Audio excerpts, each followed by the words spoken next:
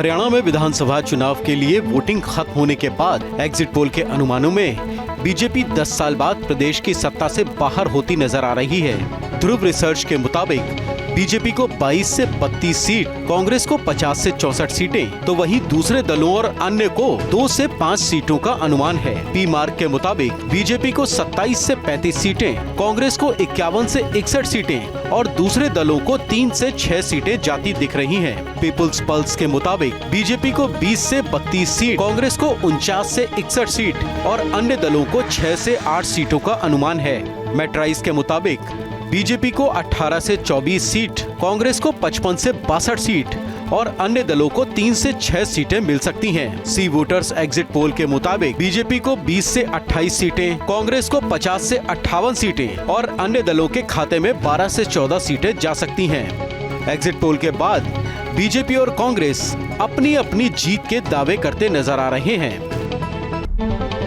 हरियाणा में विधानसभा चुनाव के लिए वोटिंग खत्म होने के बाद एग्जिट पोल के अनुमानों में बीजेपी 10 साल बाद प्रदेश की सत्ता से बाहर होती नजर आ रही है।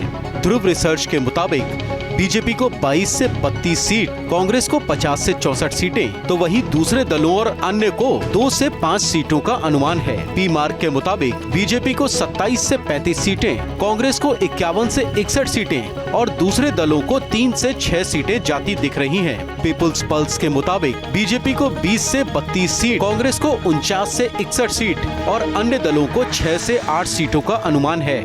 मेट्राइज के मुताबिक बीजेपी को 18 से 24 सीट, कांग्रेस को 55 से 62 सीट और अन्य दलों को 3 से 6 सीटें मिल सकती हैं। सी वोटर्स एग्जिट पोल के मुताबिक बीजेपी को 20 से 28 सीटें, कांग्रेस को 50 से 58 सीटें और अन्य दलों के खाते में 12 से 14 सीटें जा सकती हैं। एग्जिट पोल के बाद बीजेपी और कांग्रेस अपनी अपनी जीत के दावे करते नजर आ रहे हैं।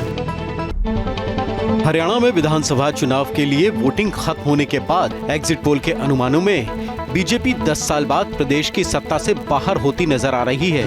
ध्रुव रिसर्च के मुताबिक बीजेपी को 22 से 32 सीट, कांग्रेस को 50 से 64 सीटें, तो वहीं दूसरे दलों और अन्य को 2 से 5 सीटों का अनुमान है। पी मार्क के मुताबिक बीजेपी को 27 से 35 सीटें, कांग्रेस को 51 से 61 सीटें और दूसरे दलों को 3 से 6 सीटें जाती दिख रही हैं। पीपुल्स पल्स के मुताबिक बीजेपी को 20 से 32 सीट, कांग्रेस को 49 से 61 सीट और अन्य दलों को 6 से 8 सीटों का अनुमान है।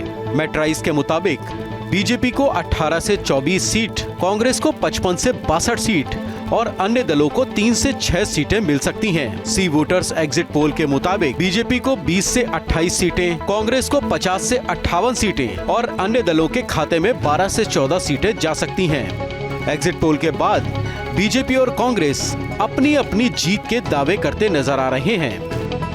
न्यूज नेशन अब व्हाट्सएप पर खबरों की ताजा अपडेट के लिए न्यूज नेशन के इस QR कोड को स्कैन करें।